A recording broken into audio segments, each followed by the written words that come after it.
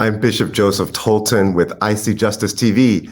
Welcome to another special edition of Justice Conversations. I am so pleased today to be joined by Ankhobia. She was born a soul rebel. She embodies true freedom. Ankhobia believes that it is a journey to unlock your hidden power, your beauty, your sense of worth, and self-acceptance. Today, we tap into her bifurcated calling and more specifically her passion and deep knowledge about the life, the work, and the legacy of both the Honorable Marcus Mosiah Garvey and the women who influenced his thinking. I am so pleased on today to welcome Ankhobia. Thank you very much for your warm introduction. Every one of us is born into a situation, a very specific context. Can you describe the elements and features of Marcus Garvey's context and what you perceive set Marcus Garvey up to become the Honorable Marcus Mosiah Garvey? Marcus Garvey, as you rightly say, nobody is born in a vacuum. Nobody's born by themselves or without a context. Marcus Garvey was born in a very, very unique time, 1887. And you're looking at a time in the world where, let's first of all look at the island he came from. He came from the country of Jamaica, a country that was still being ruled by the British at the time, gone through a long period of enslavement. They'd gone through a process of so-called emancipation, which didn't bear the fruits they thought it would. So you have that element to him. You have the side to him in which he comes from the Maroons of Jamaica. We tend to know the Maroons as the warrior class of Jamaicans, those Maroons who refused to be enslaved, even though we know there were some Maroons who did sell out and sort of go against the Maroon tradition. But we also know him as a Maroon. There's that element. We know him as a young man born into a middle-class family.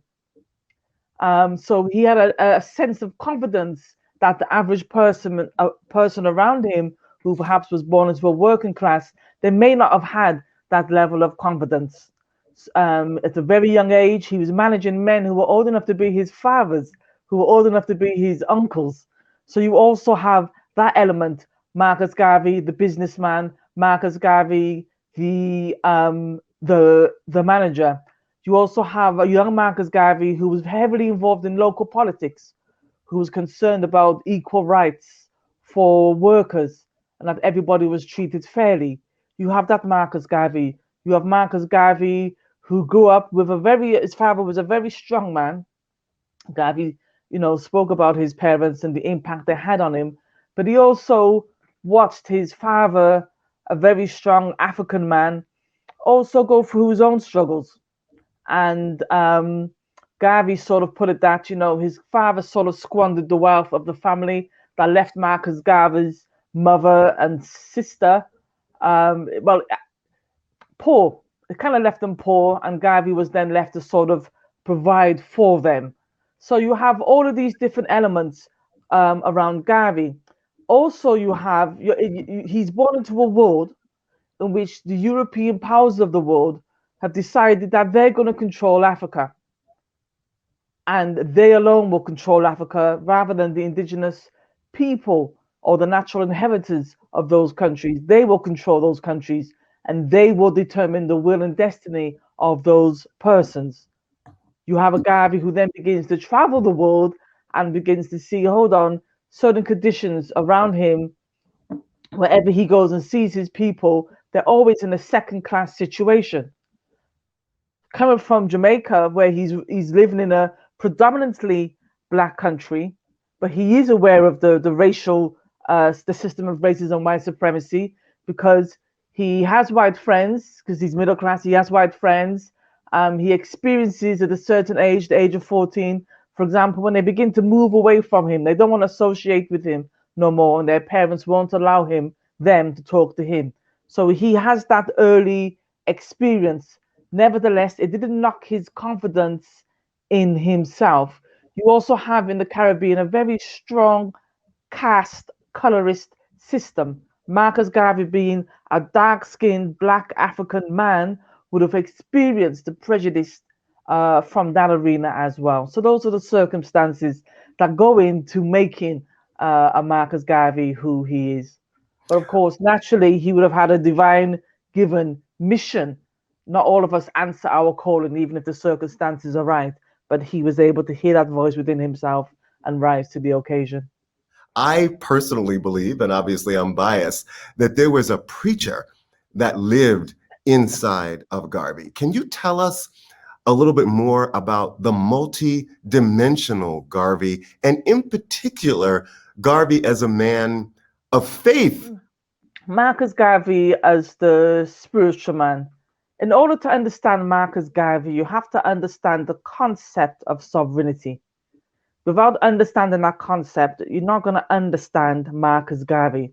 And it's going to be very hard to take on board his work and understand his work. Let me explain what I mean.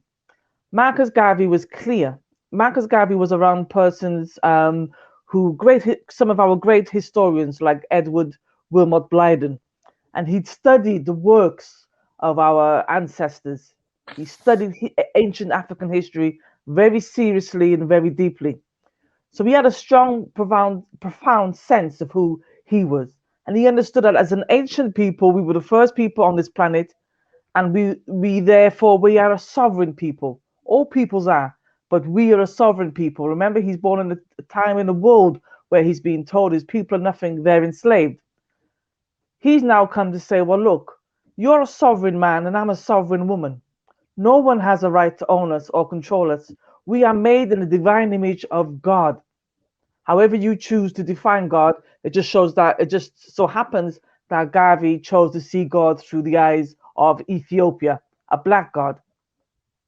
And he's saying to us, you are divine. You have God inside of you. You have a divine God in you as a man, a divine God in you as a woman, and as a child. It is now your duty to honor that God by going forth into the world and creating and building and creating the world as you would imagine your God to see that world or would want that world to be. If you're going to live in the world and be a victim, then you are living according to the image of what somebody else has for you or the program somebody else has for you. You are not honoring your divinity. Garvey was clear that it was the will of God that we as Black people would claim our sovereignty and imagine a new destiny for ourselves, because that destiny was already locked and sealed in the mind of God. This is really quite marvelous to bring to the forefront his spirituality. Please, you were going to say. Yes, most certainly, because at that time, even though the organization was steeped in Christianity, Garvey was very clear.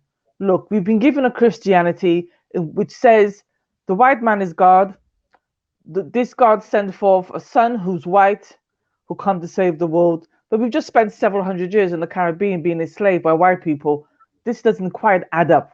Okay? So he's saying everybody, every race and group of people sees themselves, sees God in their image. Fine. If the European wants to see the God in his way, that's fine. If the Chinese man wants to do so, fine. If the Indian man wants to do so, fine. But how crazy it is for you if your enemy, so to speak, is your deity. It makes no sense that you're oppressed, then you come home, get on your knees, kneel, close your eyes, and imagine yourself praying to a white God. No, your God needs to look like you. And that was what made the organization unique in a way that you don't get that with other Christians who are they get rid of the color issue. We're just all God's children. We're just going to live as one. Don't want to see the reality of the world for what it is. And accept other people will create God as a white image, will have white images in their churches, but would never think to have an image of Jesus as a black man, or the disciples painted black, or his mother Mary as a black woman, Joseph as a black woman, the angel coming down as black. These are, and not only that, like I said, Garvey studied African history. So Garvey was very clear. We were the first people on the earth and created the first civilizations. He had a great love affair with ancient Egyptian history as well as ancient Ethiopian history. and West African history. Very, very, very clear knowledge. He wrote about it quite extensively, actually, in the early part of his career. So he was very clear as to who he was as an African man and where he was coming from. And he was very clear that he would see God through Ethiopian eyes. That's why he says one God, one aim, and one destiny. He would see that God through Ethiopian eyes. It would never change. And that helped the organization. That's why they had the Ethiopian anthem that they would sing at every meeting. So yeah, that's sort of the Christian context from which he's coming from. A very different Christianity to what we have today, which to me just shows that the work that was done to undermine Marcus Garvey, the covert operations that took place to destroy the image of a Black Messiah, has worked very well in order for us to be at this situation we are in now, considering what our ancestors did back then in the 20s and the 30s. Tell us a little bit about Garvey as a metaphysical prophet. Some things about him that we might not know. Like I said, Garvey was a very spiritual man. Garvey, everything he did, he took, every step he took, every word he uttered was with the understanding that he was a sovereign being, a sovereign man, and that no man could stop another man from accomplishing what he wanted to, as long as that man understood he was a divine being, as long as he knew that he was walking with the Creator, he was walking with the backing of his ancestors. Marcus Garvey, like I said earlier, understood his ancestral traditions, knew that he came from a people who had a great spiritual legacy.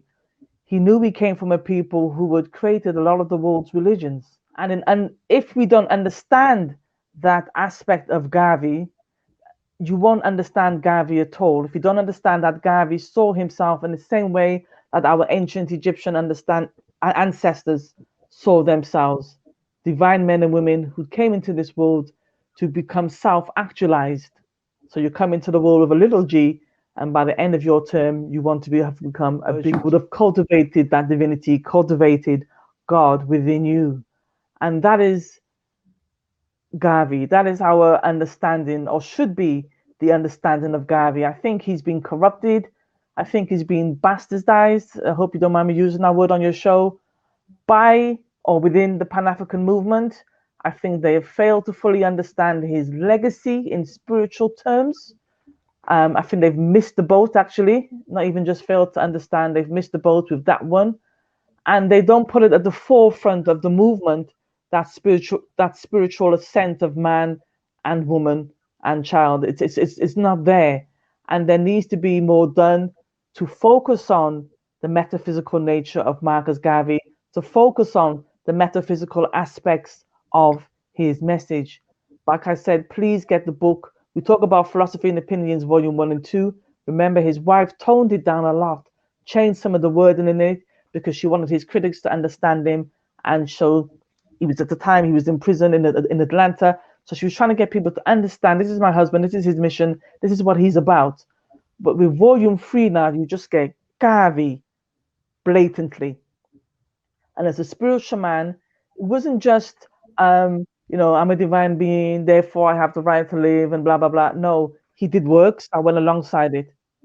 I'm a divine man, so I can create a shipping company. In fact, I'm going to put 7 ships out there, 4 ships out there. This is Bishop Joseph Tolton. Log on and like us on Facebook, follow us on Twitter and on Instagram, but most importantly, log on to ICJustice.org and become a member today of the ICJ Pan-Africanist community. And please donate. We appreciate your being with us. We appreciate your giving. We appreciate your joining our community. That's ICJustice.org. Join the ICJ Pan-Africanist community. See you next time.